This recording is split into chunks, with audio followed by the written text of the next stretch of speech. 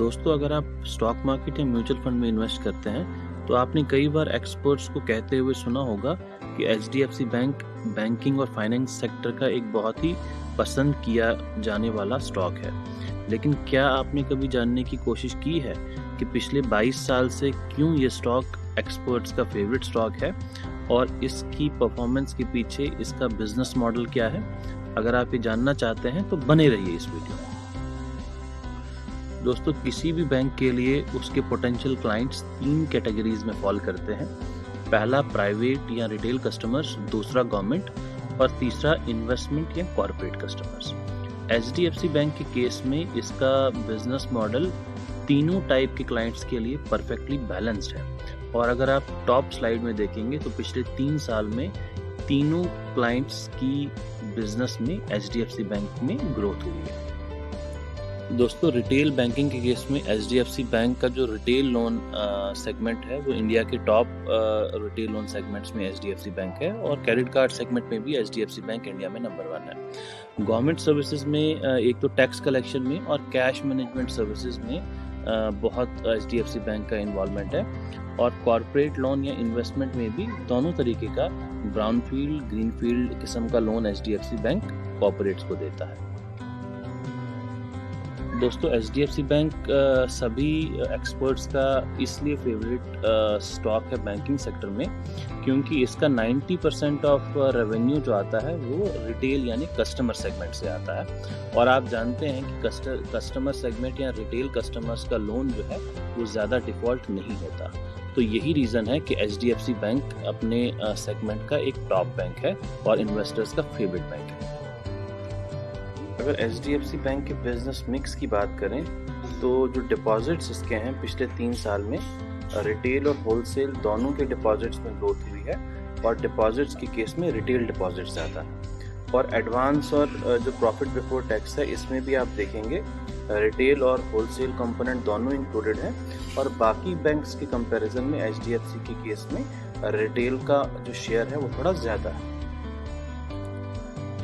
अगर बैंक के नेटवर्क की बात करें तो पिछले 4 साल में बैंक ब्रांचेस और नंबर ऑफ सिटीज़ कवर्ड दोनों में इंक्रीज हुआ है और बैंक का नेटवर्क 28% मेट्रो में है, 20% अर्बन में है, 31% सेमी अर्बन में है और 21% रूरल में है। और दोस्तों, अगर हम कस्टमर बेस की बात करें तो लगभग 56 मिलियन कस्टमर्स हैं एचडीएफसी बैंक के पास। दोस्तों, एचडीएफसी बैंक के केस में एवरेज सेविंग बैलेंस पर अकाउंट यानी एक अकाउंट में एवरेज कितना अमाउंट है वो 80,000 से ज़्यादा है। इसके कंपैरिजन में एसबीआई और आईसीआईसीआई में ये अमाउंट कितना है ये मुझे अभी तक मिला नहीं है। अगर मुझे मिलेगा तो मैं इस पर एक सेपरेट वीडियो बनाऊंगा। बट हाँ, एचडीएफसी बैंक के केस में एवरेज सेविंग बैलेंस पर अकाउंट काफ़ी अच्छा है।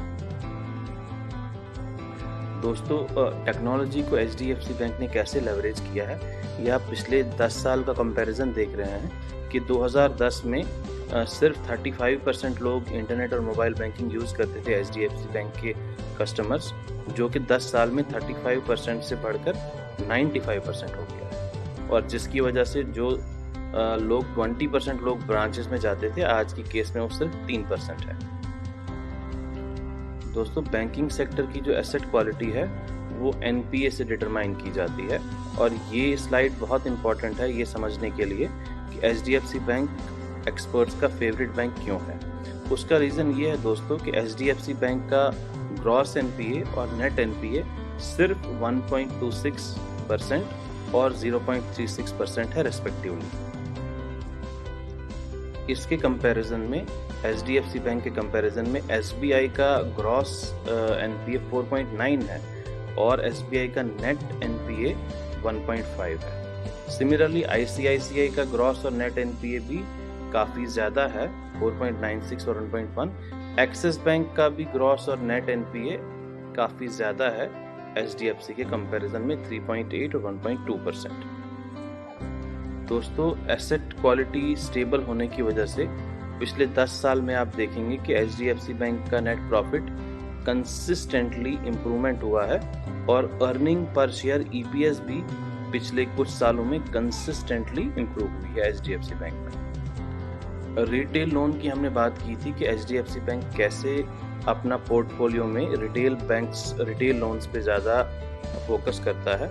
तो अगर आप पिछले 3 साल में देखेंगे तो रिटेल लोन्स का बिजनेस एचडीएफसी बैंक में इम्प्रूवमेंट हुआ है, और रिटेल लोन का पोर्टफोलियो अगर आप देखेंगे, auto loan, personal loan, home loan, credit card, two wheeler loan, gold loan, तमाम तरीके का लोन प्रोडक्ट ऑफर करता है HDFC bank. Credit card industry में एचडीएफसी बैंक इंडिया का मार्केट लीडर है, और लगभग 14 मिलियन के आसपास क्रेडिट कार्ड्स एचडीएफसी के हैं।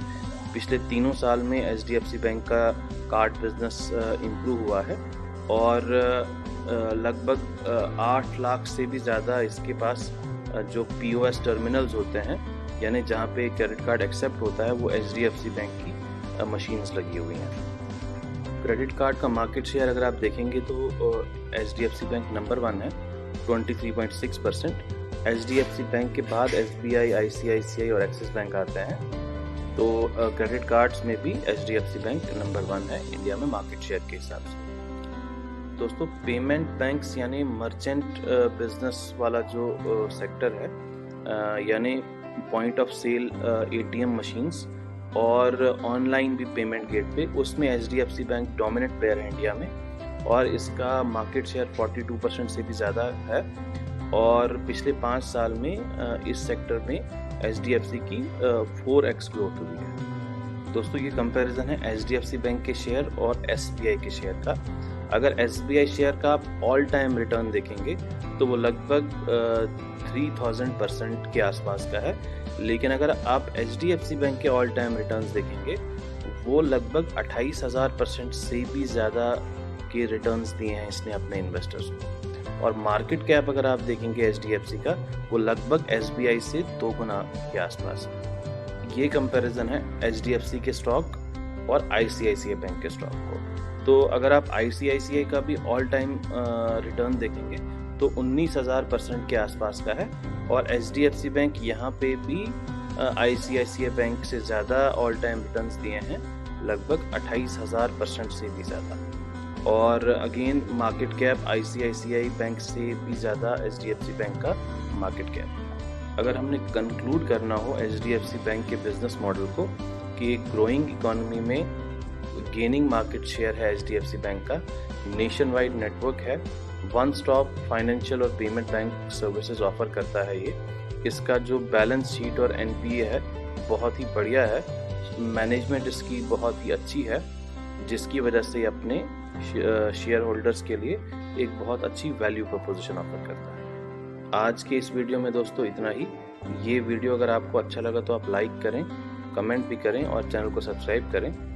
मैं एक एसबीआई पे सेपरेट वीडियो बनाऊंगा और आईसीआईसीआई बैंक पे भी एक सेपरेट वीडियो बनाऊंगा, ताकि आप डिटेल्ड एनालिसिस कर सकें इन तीनों बैंक्स के फंडामेंटल बिजनेस मॉडल का।